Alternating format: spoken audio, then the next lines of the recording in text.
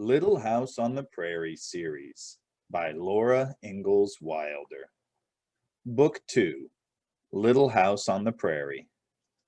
Chapter 20, A Scream in the Night. The days were short and gray now. The nights were very dark and cold. Clouds hung low above the little house and spread low and far over the bleak prairie. Rain fell, and sometimes snow was driven on the wind. Hard little bits of snow whirled in the air and scurried over the humped backs of miserable grasses. And next day the snow was gone. Every day Pa went hunting and trapping. In the cozy, fire-lit house, Mary and Laura helped Ma with the work. Then they sewed quilt patches. They played patty cake with Carrie, and they played hide the thimble. With a piece of string in their fingers, they played cat's cradle, and they played bean porridge hot.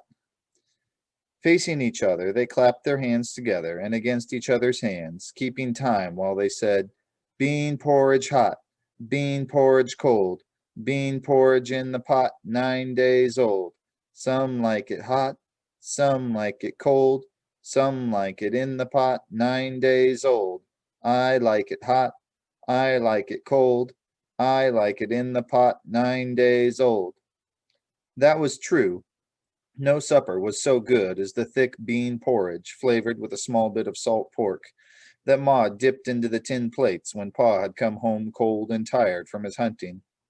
Laura liked it hot, and she liked it cold, and it was always good as long as it lasted. But it never really lasted 9 days. They ate it up before that. In the time the wind blew, shrieking, howling, wailing, screaming, and mournfully sobbing. They were used to hearing the wind. All day they heard it, and at night in their sleep they knew it was blowing. But one night they heard such a terrible scream that they all woke up. Pa jumped out of bed, and Ma said, "Charles, what is it?" "It's a woman screaming," Pa said. He was dressing as fast as he could. "Sounded like it came from Scott's." "Oh, what can be wrong?" Ma exclaimed. Pa was putting on his boots. He put his foot in, and he put his fingers through the strap ears at the top of the long boot leg. Then he gave a mighty pull, and he stamped hard on the floor, and that boot was on. "Maybe Scott is sick," he said, pulling on the other boot. "You don't suppose?" Ma asked low. "No," said Pa. "I keep telling you they won't make any trouble. They're perfectly quiet and peaceable down in these camps among the bluffs." Laura began to climb out of bed, but Ma said, "Lie down and be still, Laura." So she lay down. Pa put on his warm, bright plaid coat and his fur cap and his muffler. He lighted the candle in the lantern, took his gun, and hurried outdoors. Before he shut the door behind him, Laura saw the night outside. It was black dark. Not one star was shining. Laura had never seen such solid darkness. "Ma," she said. "What, Laura? What makes it so dark?" "It's going to storm," Ma answered. She pulled the latch string in and put a stick of wood in the fire. Then she went back to bed. "Go to sleep, Mary and Laura," she said. But Ma did not go to sleep, and neither did Mary and Laura. They lay wide awake and listened. They could not hear anything but the wind. Mary put her head under the quilt and whispered to Laura, "I wish Pa'd come back." Laura nodded her head on the pillow, but she couldn't say anything. She seemed to see Pa striding along the top of the bluff and on the path that went toward Mr. Scott's house. Tiny, bright spots of candlelight darted here and there from the holes cut in the tin lantern. The little flickering light seemed to be lost in the black dark. After a long time, Laura whispered, "It must be most morning." And Mary nodded. All that time they had been lying and listening to the wind, and Pa had not come back. Then, high above the shrieking of the wind, they heard again that terrible scream. It seemed quite close to the house. Laura screamed too and leaped out of bed. Mary ducked under the covers. Ma got up and began to dress in a hurry. She put another stick of wood on the fire and told Laura to go back to bed. But Laura begged so hard that Ma said she could stay up.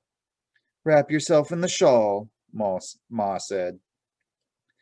They stood by the fire and listened.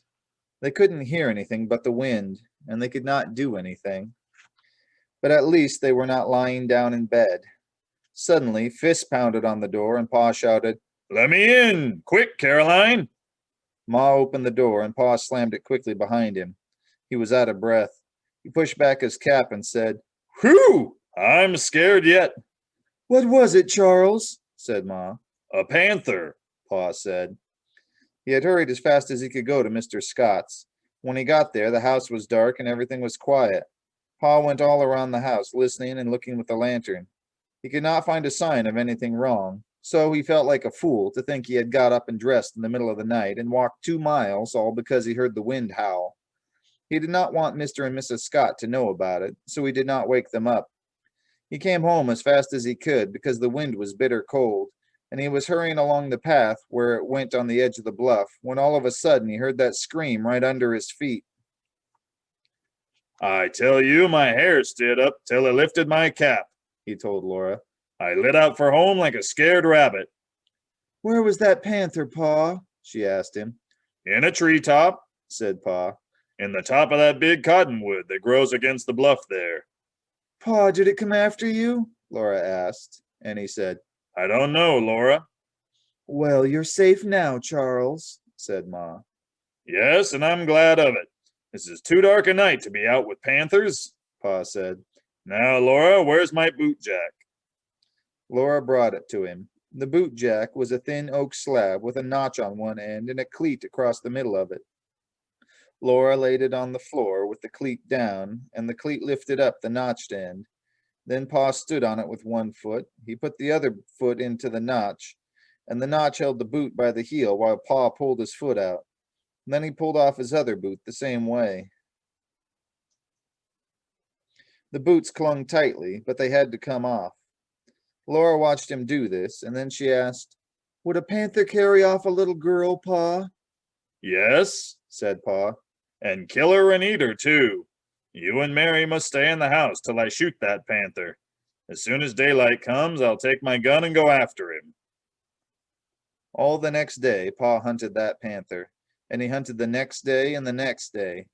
He found the panther's tracks, and he found the hide and bones of an antelope that the panther had eaten, but he did not find the panther anywhere.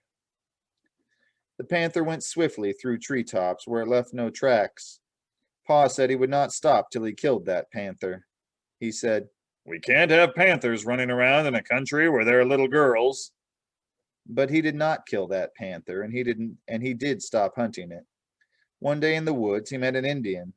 They stood on the wet, cold woods and looked at each other, and they could not talk because they did not know each other's words. But the Indian pointed to the panther's tracks, and he made motions with his gun to show Pa that he had killed that panther.